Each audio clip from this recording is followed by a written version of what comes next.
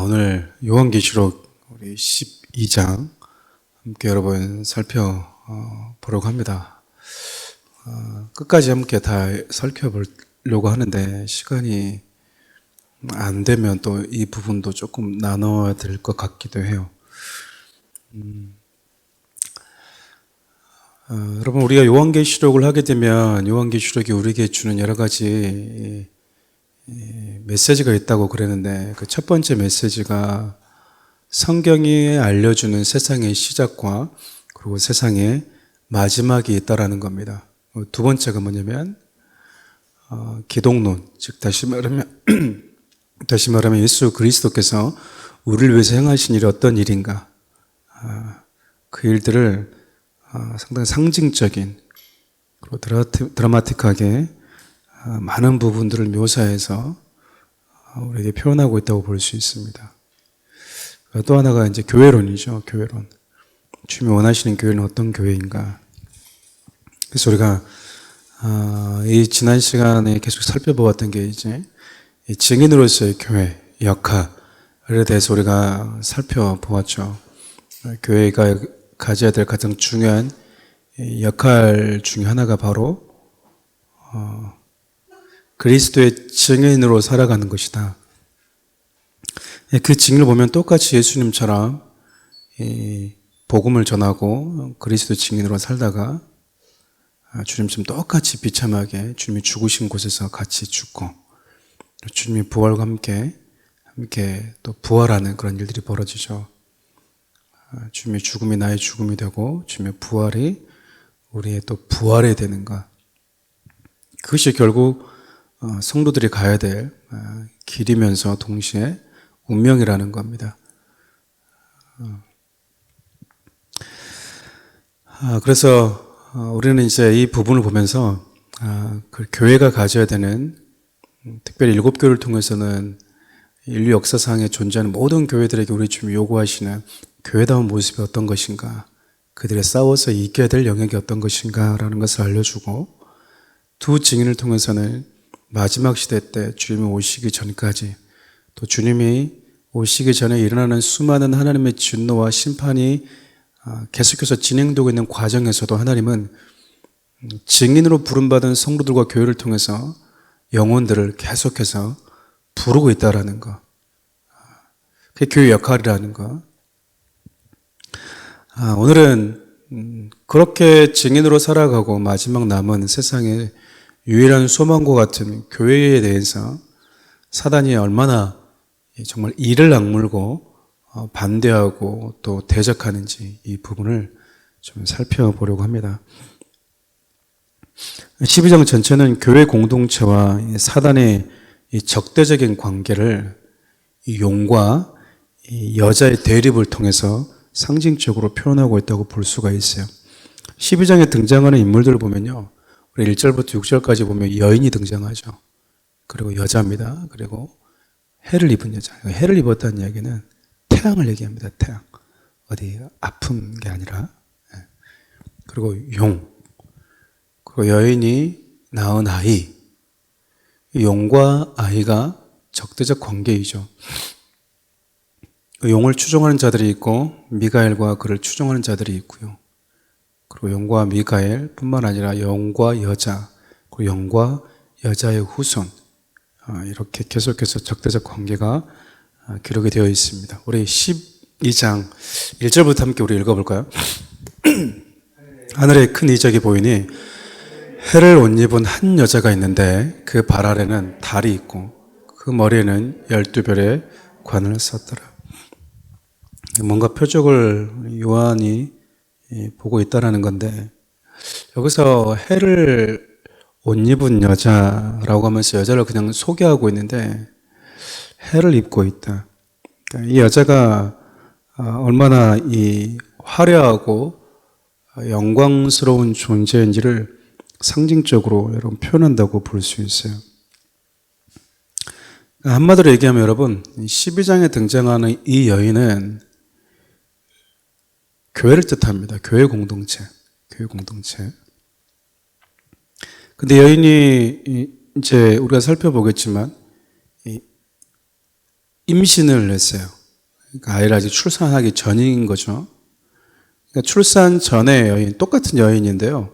출산 전의 모습과 출산 이후의 모습이 있습니다. 예, 똑같이 교회 모습인데 예, 출산해서 나오게 될 이 아이는 누굴까요? 누굴까요? 우리 2절 말씀 함께 볼까요? 이 여자가 아이를 배어 해산하게 되매 아파서 애를 쓰며 부르짖어 여자가 아들을 낳으니 이는 장차 철저으로 만국을 다스릴 남자라. 이 아이를 하나님 앞과 그 보좌 앞으로 올려가더라. 이 여자가 낳은 아이가 누구죠? 예수예요. 예수님입니다. 여자에서 예수님이 나오나? 이렇게 생각할 수 있겠는데 여자의 후손으로 오시는 예수 그리스도. 그래서 출산하기 이전의 이 여인의 모습은 예수님이 오시기 이전에 구약의 교회 공동체의 모습을 보여주죠. 그러니까 이스라엘에서 하나님 택한 그 이스라엘 통해서 예수 그리스도가 오셨기 때문에 그렇습니다. 근데 여러분, 예수님이 5절을 보면 이 아이가 누구인지 소개하고 나서 곧바로 뭐 해버리죠? 하나님 앞으로 올라가 버립니다. 그러니까 예수님께서 이 땅에 오셔서 하신 모든 사역들 아주 그냥 짤막하게 죽으시고 부활하시고 승천하신 이 내용을 아주 짤막하게 승천하신 장면으로 아주 가볍게 기록을 해버리죠. 이 문제는 뭐냐면 이제 예수님은 승천하고 가셨는데 이 여자는 계속해서 이 땅에 남아있다라는 거예요. 남아있어요. 그럼 여러분, 이 여인이 낳을 아이에 대해서 사단이 어떻게 하고 있는지 한번 보겠습니다. 우리 3절부터 4절까지 함께 볼게요. 시작. 하늘에 또 다른 이적이 보이니 보라 한 큰 붉은 용이 있어 머리가 7이요. 머리가 7이고 뿔이 10이라고 하는 것은 여러분 그만큼의 권세를 가지고 있다는 건데 저는 꼭 하나님 흉내를 참 많이 냅니다. 계속 읽어볼게요. 그 머리에 7 왕관이 있는데 그 꼬리가 하늘의 별 3분의 1을 끌어다가 땅에 던지더라. 용이 해산하려고 하는 여자 앞에서 그가 해산하면 그 아이를 삼키고자 하더니. 그러니까 또 하나의 하늘에서 이적이 보이는데 그 붉은 용이 뭐라고 있냐면요. 여자가 해산하면 그 아이를 삼키려고 지금 대기하고 있는 거예요. 그렇죠. 그러니까 예수 그리스도가 인간의 몸을 입고 이 땅에 태어났을 때 여러분 보시면 정말 많은 아이들이 죽었습니다. 모세가 태어났을 때에도 이 남자애들은 애굽 바로 왕이 다 죽였잖아요. 근데 예수님이 태어났을 때에도 바로가 아니죠. 헤롯이 유대인의 왕으로 태어나실 분에 대해서 동방박사가 이야기하자 이들이 뭘 했냐면 그들이 말했던 동방박사가 알려준 그때를 기준으로 해서 아이들을 다 죽여버립니다. 그러니까 뭐 하는 거죠 이게 지금? 예수 그리스도를 죽이려고 했다라는 거죠. 용이 그렇게 작심을 하고 예수님을 그러니까 어린 아이를 해산해서 출산한 아이를 삼키려고 하는데 그 다음 절 한번 봅시다. 그 여자가 그러니까 방금 아까 우리가 5절 읽었던 내용이 이제 그 내용이긴 하지만 그 아이가 누군지 소개했지만 우리 6절을 같이 보면 그 여자가 광야로 뭐 하죠? 도망하고 거기서 1260일 동안 그를 양육하여 하나님께서 예비하신 곳이더라. 공동번역은 이렇게 기록이 되어 있어요. 그 여자는 광야로 도망쳤습니다. 그것은 하나님께서 1260일 동안 그 여자를 먹여 살리려고 보살피도록 마련해 두신 곳입니다. 하나님께서 이 여인을 보호하기 위한 장소로 광야가 소개되고 있어요. 그러니까 여러분 사단은 이 여자에게 출산한 이 아이를 집어삼키려고 하고 있고 그리고 이 여자도 뭐하죠? 공격의 대상이 되고 있죠. 그러니까 우리가 이제 상황을 보면 여러분들이 이미 알고 있는 주님의 몸된 교회와 그리스도를 향해서 용이 옛뱀이자 사단인 어둠의 세력들이 얼마나 대적하고 있고 적대적으로 대하고 있는지 우리는 충분히 알고 있습니다. 그 부분을 여러분들이 염두에 두면서 이 부분을 보시면 됩니다. 우리 그 다음 절도 한번 볼게요. 하늘에 전쟁이 있으니 미가엘과 그의 사자들이 용과 더불어 싸울세 용과 그의 사자들도 싸우나 이기지 못하여 하늘에서 그들이 있을 곳을 얻지 못한지라. 계속 봅시다. 큰 용이 내쫓기니 옛뱀 곧 마귀라고도 하고 사탄이라고도 하며 온 천하를 꿰는 자라. 그가 땅으로 내쫓기니 그의 사자들도 그와 함께 내쫓기니라. 도대체 이 녀석이 누구냐라고 했었을 때 우리가 이제 추측해 볼 수 있는 거죠. 성경은 사단이 어떻게 시작되었는지에 대해서 자세하게 언급을 하고 있지는 않습니다. 왜냐하면 성경의 기록 목적이 사단이 아니기 때문에 그래요. 그래서 사단이 어떻게 시작이 되었고 사단의 근원이 어떤지 성경은 많은 질문을 하려서 이야기하고 있지는 않아요. 단지 성경이 이야기하고 있는 것은 하늘에 전쟁이 있었다라고 이야기를 합니다. 미갈과 그의 사자들과 용과 더불어서 싸울세 그의 사자도 함께 싸웠는데 이기지 못하고 하늘에서 그들이 있을 곳을 얻지 못하자 뭐 했대요? 내어 쫓겼다. 이 땅으로 쫓겨났다 그 말이에요. 이 땅으로. 우리가 사는 이 세상으로 쫓겨났다라는 건데 그러니까 이 말은 사단이 유일하게 마지막 이 거주하고 있는 곳, 활동하고 있는 이 곳이 어디라는 거예요? 저와 여러분들이 몸담고 살아가는 이 세상이라는 겁니다. 그러니까 이 이야기는요, 이 땅을 살아가는 모든 성도들은 누구의 이 영향과 늘 부딪혀야 된다는 얘기입니까? 사단의 이 영향을 날마다 우리가 부딪히면서 살아갈 수밖에 없다라는 거예요. 근데 그 녀석의 특징을 얘기하는데 온 천하를 뭐 하는 자라고 얘기해요? 꿰는 자다. 온 땅을 미혹하는 자다라는 뜻이에요. 그래서 사단이 자주 하는 게 무엇이냐면 가장 먼저 하는 게 미혹하는 겁니다. 미혹해. 그래서 예수님께서 마태복음 24장을 보면 마지막 그날이 되면 무슨 일이 벌어지겠습니까? 라고 물었을 때 우리 주님이 가장 먼저 했던 말이 뭔지 기억이 나시죠? 뭐죠? 뭡니까? 괜찮아요. 말씀하셔도 됩니다. 네. 몰라. 미혹을 받지 않도록 주의하라. 내가 예수다, 그리스도가 저기 있다라고 말해도 믿지 말아라라고 하잖아요. 사단이 그걸 잘한다라는 거예요. 우리의 마음을 끊임없이 미혹시킨다라는 거죠. 그리고 또 하는 일이 뭐냐? 10절 함께 읽겠습니다. 내가 또 들으니 하늘에 큰 음성이 있어 이르되 이제 우리 하나님의 구원과 능력과 나라와 또 그의 그리스도의 권세가 나타났으니 우리 형제들 참수하던 자, 곧 우리 하나님 앞에서 밤낮 참수하던 자가 쫓겨났고, 사단이 하는 일이 뭐라는 거예요? 또 하는 일이 참수하는 일이라는 겁니다. 근데 어디 앞에서 참수하죠? 하나님 앞에서 참수한대요. 참 독특하죠. 그러니까 하나님 앞에서 밤낮 참수한다. 우리 여러분 이걸 딱 보면 여러분 어떤 장면이 떠올라야 돼요? 어떤 성경이 떠올라야 될까요? 욥기가 떠올라야 되지 않나요? 그렇죠. 욥기에 보면은 사단이 하나님 앞에서 뭐 하죠? 욥을 참수합니다. 참수해. 그가 하나님을 믿는 것이 이런 이유 때문이요 라고 자꾸 참수하고요. 또 실질적으로 우리가 넘어지게 되면 그 넘어진 것을 가지고 끊임없이 우리를 정죄하고 우리를 참수하는 존재가 사단입니다. 그래서 여러분 사단의 참수에 한번 탁 우리가 이렇게 물들기 시작하면요. 가장 먼저 생기는 것 중에 하나가 이 절망이라고 그럴까요? 그러니까 극한 자학이 일어나게 될 수밖에 없죠. 나 같은 놈은 쓸데없어. 나 같은 놈은 죽어야 돼. 이런 것들이 나타나 버린다니까요. 왜일까요?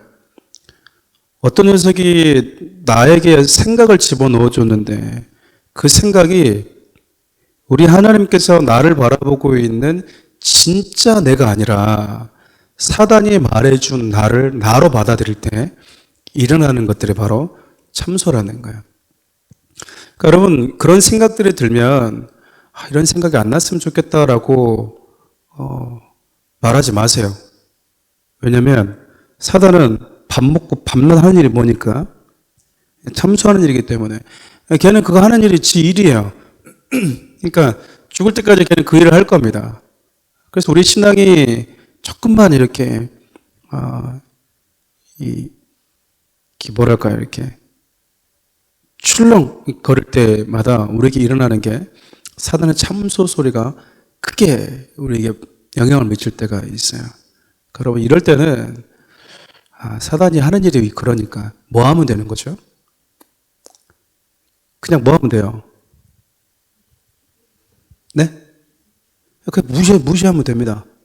여러분, 뭐 아파트 자고 있는데 나와! 그러면 뭐 다 나갑니까? 매도 나와! 그러면 여러분 그러고 나갑니까? 그냥 뭐 하는 거죠? 그냥 무시해버리면 되는 거예요. 무시하고. 사단의 그 참소에 대해서 무시하는 거죠. 우리 11절 말씀도 함께 읽겠습니다. 우리 형제들이 어린 양의 피와 자기들이 증언하는 말씀으로써 그를 뭐 했대요? 그러니까 어떻게 이기는 거죠? 어린 양의 피와 자기들이 증언하는 말씀으로 이길 수 있다는 건데, 그러니까 참소하는 자는 거짓으로 우리에게 다가온다는 건데, 그리고 때로는 얘들이 하는 말이 진짜이기도 해요. 진짜이기도. 너 죄인이잖아. 맞아요. 근데 예수님이 십자가에서 죽으시고 피 흘리심으로 인해서 우리 신분 자체가 바뀌어버렸습니다. 신분 자체가. 제가 이런 예를 자주 드는데, 어렸을 때 보면 이 부모님들이 자주 아이들에게 장난을 많이 쳤던 게, 요즘에는 안 하지만 뭐 다리 밑에서 주워왔다 너 이렇게 얘기하면 그 부모에 대한 사랑이 아주 좀 극진한 친구들은 거짓말하지 마라고 이렇게 지나칠 수 있는데, 워낙 부모가 이렇게 몇 대 이렇게 얻어맞은 이후에 그런 말을 들으면 진짜같이 느껴질 때가 있어요. 진짜같이. 그래, 아까 매를 들었을 때 그 아버지의 눈빛을 보니까, 엄마의 눈빛을 보니까 충분히 그런 말에 계모와 계부있을 가능성이 커. 여러분, 그렇게 믿는다고 해서 그분이 내 부모이고 내가 자녀라는 이 신분의 관계가 취소되는 게 아니다 그 말이야. 근데 여러분, 그렇게 믿고 있으면 무슨 일이 벌어지냐면 취소되는 게 아니라 부모를 누리질 못합니다. 누리질 못하는 거예요.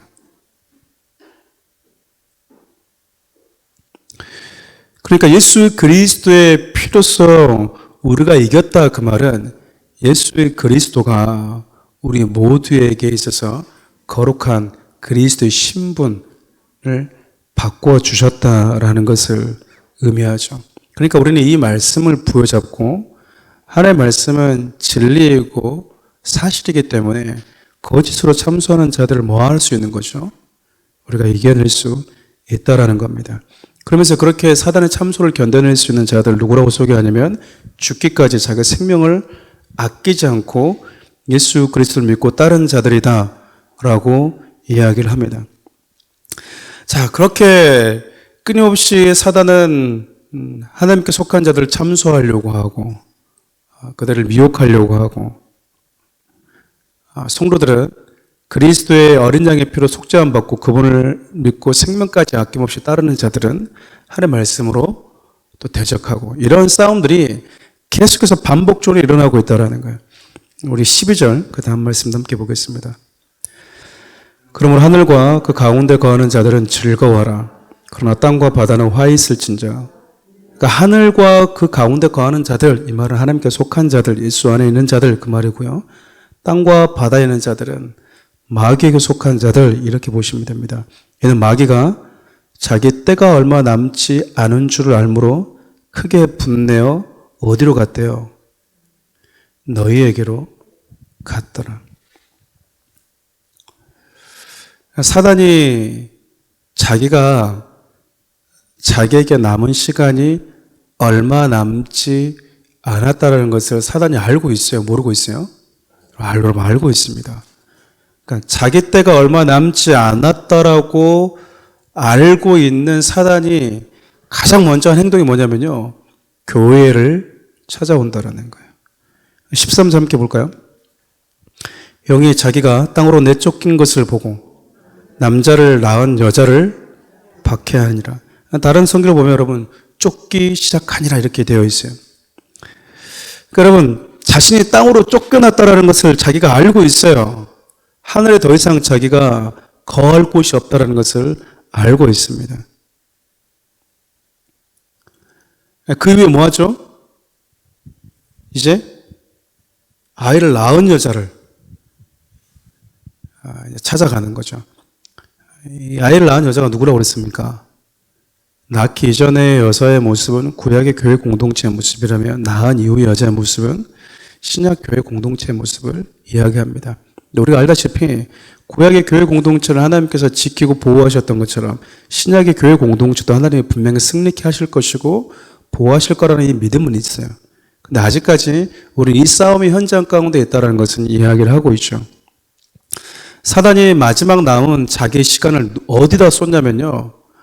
어차피 끝났으니까 어디 가서 좀 한적하게 좀 놀고 가자. 이게 아니라 사단이 그리스도의 몸된 교회에 자기의 모든 것을 쏟아부어서 교회를 대적한다라는 겁니다. 여러분 시대가 주님이 오실 날에 가까웠다 이 말은 사단에게 있어서도요. 자기 때가 얼마 남지 않았다라는 것과 똑같은 의미거든요. 그 말은 가면 갈수록 사단의 공격과 미혹과 참소의 영은요. 더 강해질 거라는 거예요. 당연하겠죠. 그 다음 말씀 넘겨볼까요? 그렇지만 그 여자가 큰 독수리의 두 날개를 받아서 광야 자기 곳으로 날아가 거기서 그 뱀의 낯을 피하여 한 때와 두 때와 반 때를 양육받으며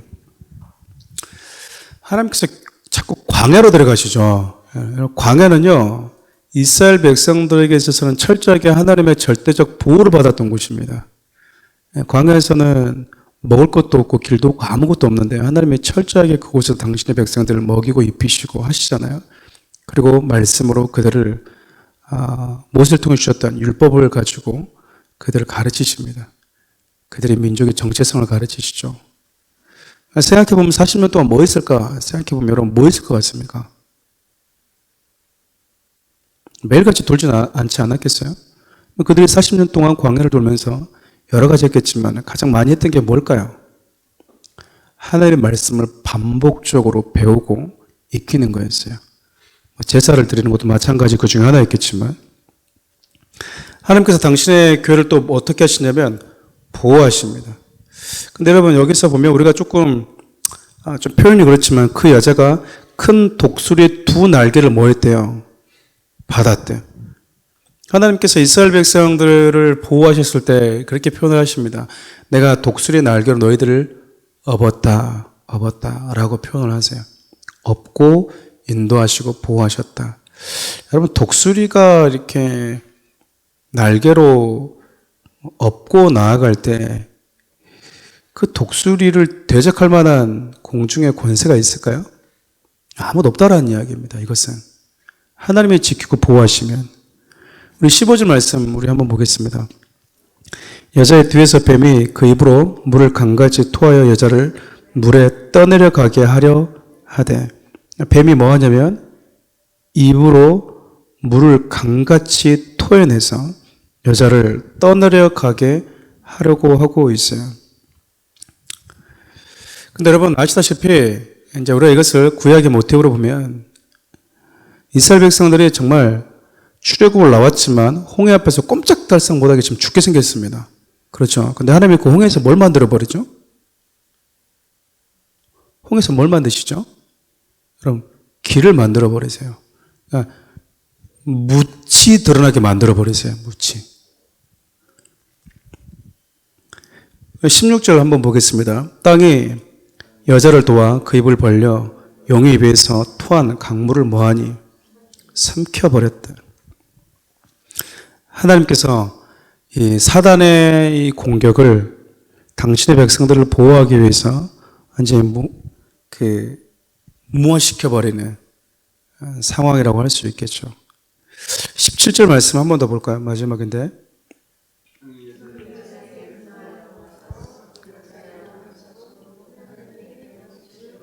예수의 증거를 가진 자들과 더불어 싸우려고 바다 위에 서 있더라. 이게 하나님 보호하시니까 어차피 안 되는구나라고 사단이 포기하지 않고 뭐 하냐면 분노에서 돌아가서 여자의 남은 자손, 곧 하나님의 계명을 지키고 예수의 증거를 가진 자들과 싸우려고. 이게 안 되니까 뭐 하냐면 이제 하나님의 계명을 지키겠다, 예수의 증거를 가지고 살아가겠다라고 하는 그리스도인들과 또 싸우기 위해서 그가 바다 모래 위에 서 있더라. 여러분 13장을 보면 이제, 그러니까 12장은 내가 아주 간단해요. 제가 좀 장황하게 여러분들에게 반복해서 설명했지만 그냥 교회 공동체를 적대적으로 여기고 대적하기 위해서 사단이 어떻게 교회에게 전략을 가지고 다가오는가, 그리고 하나님의 교회를 어떻게 보호해버리시는가 라는 내용이 그냥 12장입니다. 13장에 보면 이제 구체적으로 싸우는 장면이 기록이 되어져 있어요. 근데 우리가 12장을 통해서 분명하게 알 수 있는 것은 뭐냐면 예수 그리스도가 십자가를 통해서 분명히 어둠의 세력으로부터 승리를 주긴 하셨지만 이 땅을 살아가는 자들, 즉 이 땅에서 우리 하나님께서 다시 오시는 그 기간 동안 그래서 그걸 3년 반 나눈 그 이유가 뭐냐면 7년이라고 하는 완전한 하나님의 시간 속에 어느 일정한 기간에는 교회의 영광스러운 시간이 있지만 어느 일정한 시간에는 교회가 핍박을 받고 엄청난 위협에서 영적 싸움을 치러야 되는 그 기간이 분명히 존재한다는 것을 의미하거든요. 우리가 이것을 보면 사단은 끊임없이 여자의 후손들과 싸우려고 한다는 거예요. 교회 공동체를 그가 할 수 있는 모든 것을 다해서 교회를 넘어뜨리려고 하고 예수 그리스도의 증거를 가지고 살아가는 자들의 삶을 무너뜨리는 것이 교회 공동체입니다. 그렇기 때문에 여러분, 교회는 내가 살아가는 내 삶에 있어서 영적 싸움이 늘 매일같이 일어날 수 있다는 것을 절대 잊어버리면 안 돼요. 그리스도인으로 부름 받았다는 것은 어떻게 보면 하나님께 속하겠다는 의미인데, 이것은 나는 사단과는, 마귀와는, 용과는 나는 원수가 돼서 적이 되어서 싸우는 자로 부름 받았다는 의미와 똑같거든요. 근데 우리가 세상을 살아가면서 영적 싸움을 싸울 때 요한은 이런 이 표적에 대한 그림들을 상징적으로 묘사하면서 그림 언어로 우리에게 설명해 주고 있지만, 문제는 뭐냐면 우리 눈에는 그 녀석들이 안 보인다라는 거예요. 보이십니까? 안 보이는 게 문제로, 안 보이는 애들과 어떻게 싸우냐 그 말이, 우리가 안 보이는 애들과. 여러분, 근데 안 보이는데요 들리기는 합니다. 그렇지 않습니까? 성경에 보면 분명히 얘기하잖아요. 주님의 몸되는 교회를 대적하고 참소하고 꾀고 미혹하는 자, 그 세력 이면에는 다 뭐가 있다라는 거예요. 배후에는 사단이 세력이 분명히 존재한다라는 거예요. 그래서 이런 일들을 이제 우리가 요한계시록 13장을 보면요, 당시 로마 제국의 절대적인 권력과 세력을 가지고 있었던 정치력, 그 다음에 지도를 가지고 있었던 가이사, 이런 친구들 통해서, 친구들은 아니죠, 그들을 통해서 끊임없이 주님의 몸된 교회를 어떻게 구체적으로 시대 속에서 협박했는지가 기록이 돼요. 그러니까 여러분, 우리가 대한민국에 태어나서 지금 이렇게 편안하게 예수를 믿고 있는 것은 이게 복인지 아닌지는 잘 모르겠어요. 뭐 저주는 아니지만 어쨌든 우리가 신앙을 지키면서 살아갈 때 얼마나 많은 대가를 치르고 있나라고 했었을 때는 지금 우리가 읽고 있는 이 계시록의 내용이 우리와는 조금 이렇게 동떨어져 보이기도 합니다. 어쩌면 무슬림이라든지 뭐 사회주의, 공산주의 국가에서 믿음을 지키는 친구들에게서 이 말은 정말 피부적으로 와닿을 수 있지 않을까 싶어요. 왜냐하면 사단이 한 사회를 사회주의라고 하는, 공산주의라고 하는 그 세력을 가지고, 그 권세를 가지고 믿는 자들, 아예 그 나라에서 만든 법, 그것을 하나님을 보시기엔 불법이지만 그들 나름대로 그 사회에서 합법화 만들어버려서 아주 그들 입장에서는 효율적으로 교회를 억압하잖아요.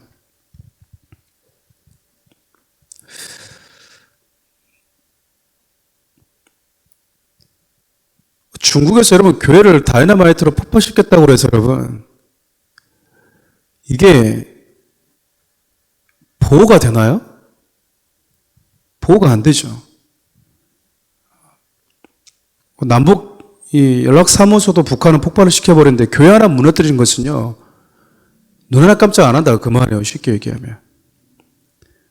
그래서 여러분 우리 그리스도인들이 이 땅을 살면서 싸워갈 때는요 어떤 영적인 분별력을 가지고 있어야 된다라는 거예요.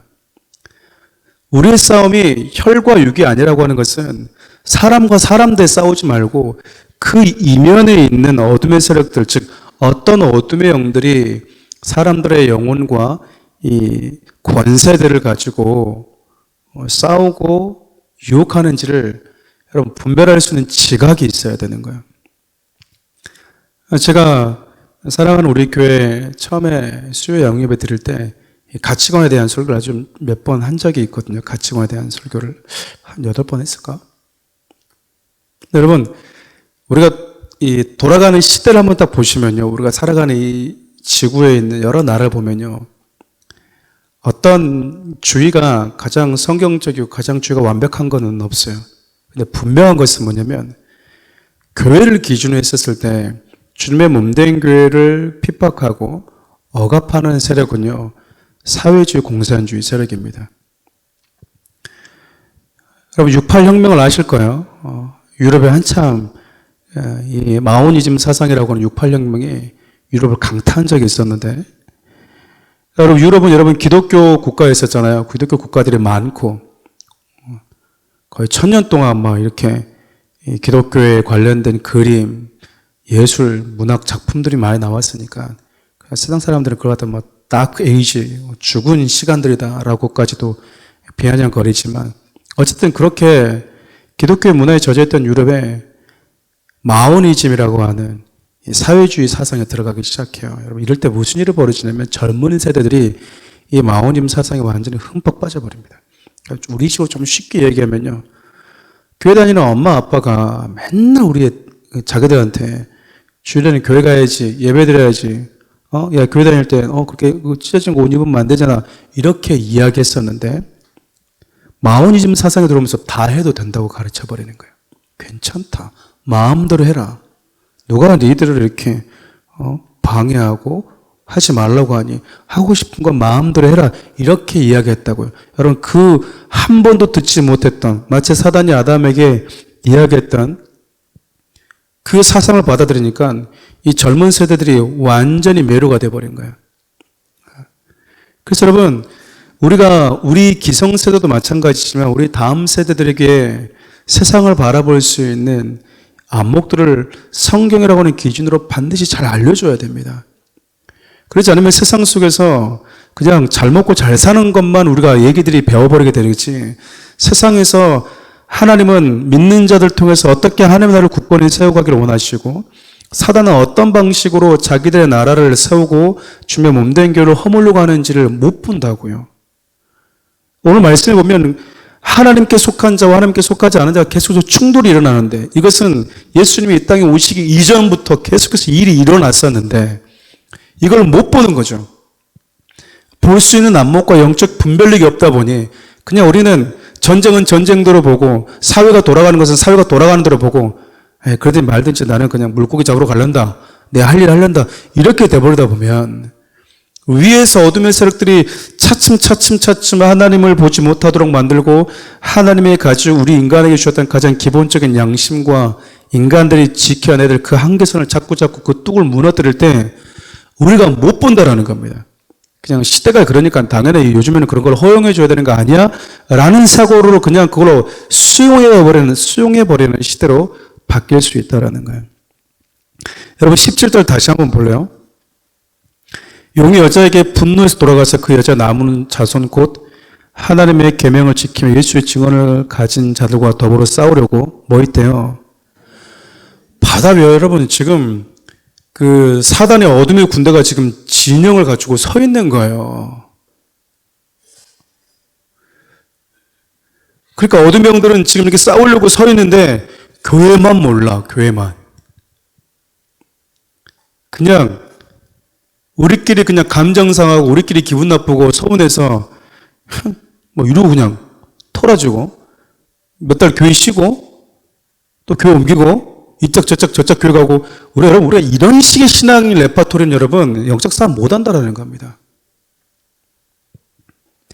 사단이 얼마나 치밀하게 지금 주변 몸된 교회들과 성도들을 무너뜨리고 그리스도의 증거를 가진 자들의 믿음을 무너뜨리려고 하고 있는지 모르는데 우리는 항상 내 중심적인 사고를 가지고 세상을 바라볼 때도 성경적인 영적인 분별력과 직을 가지고 볼 수 있는 안목을 갖지 못하다 보면 그냥 기분 나쁘면 기분 나쁜 거고요. 사회 돌아가는 거는 사회 돌아가는 걸로 보게 돼버릴 수밖에 없다라는 거예요. 자, 사랑하는 우리 성도들이 오늘 말씀을 통해서 아주 간단한 말씀이에요. 솔직히. 구약의 교회 공동체를 통해서 그 속에서 우리 주님이 이 땅에 오셨고 하나님은 주님이 오시기 이전의 교회 공동체도 지키고 보호하셨고 여전히 사단은 예수 그리스도 이 땅에 오시지 못하도록 진짜 왕이 이 땅에 오셔서 십자가를 통해서 당신의 백성들을 구원하지 못하도록 인간의 몸을 입고 오신 예수 그리스도 어떻게 해서든지 집어삼키려고 실패하자 이제 남은 마지막 이 땅에 남아있는 교회들을 넘어뜨리기 위해서 그 할 수 있는 모든 것을 다 하는데 어떻게 보면 구약에 있는 교회를 대면했을 때보다도 더 치밀하고 긴장감이 있고 더 분노하는 마음으로 싸우려고 하는데 우리만 영적으로 무장을 못한 채 살아간다면요 우리는 날마다 지는 삶을 살 수밖에 없어요. 그래서 여러분들 남편과 다투고 부부간에 다투고 자식과의 관계 속에서 여러분 영적으로 하나님의 말씀을 중심으로 좀 이렇게 볼 수 있어야 돼요. 볼 수 있어야 된다고요. 사랑으로 끌어낼 것들, 배우에 있는 영적 싸움에서 내가 대적하면서 기도해 줘야 될 것들. 여러분들 만나는 사람들도 마찬가지입니다. 영적으로 분별하는 것은 여러분 어렵지가 않습니다. 어떤 부분들은 어렵지만 어떤 부분들은 아주 간단합니다. 제가 그렇게 많이 얘기했잖아요. 맨날 만날 때마다 음담패설만 해요. 음담패설만. 보이는 거, 모든 것을 그렇게만 상상해요. 그 사람 무슨 영이 있는 거예요, 여러분? 그 배우에. 음란의 영이 있는 거예요. 맨날 술 먹고, 거기에 중독되어 있으면 무슨 영이 있는 거예요? 중독의 영이 있는 거예요, 여러분. 마음만 했던 분노해. 그 사람도 무슨 영이 있는 거예요, 여러분? 100% 분노형이 있는 거예요. 이 사람 왜 이렇게 화를 내? 이러지 말고 기도할 때 뭐 해야 되는 거죠? 그 분노형, 그러니까 그런 영들 우리가 영향을 받다 보면 내 마음이 무너진다니까요. 무너져요. 신앙에 슬럼프가 찾아와 버리고요. 우리 신앙에 때로는 마음도 다 무너져 버릴 때가 있어요. 그래서 여러분들이 거짓말만 하는 사람들 있잖아요. 거짓성이 있는 거예요, 여러분. 거짓성이. 그래서 안 믿는 분들 여러분들이 기도하거나 할 때 그냥 다이렉트로 그 사람을 보지 마시고 그 배후에서 끊임없이 그리스도의 증거를 가진 자들을 묶어두기 위해서 잔인하게 역사하는 어둠의 세력들의 그 관계를 볼 수 있는, 그래서 여러분 자신과 여러분의 몸된 교회와 가정을 지켜낼 수 있기를 바라요. 기도합시다.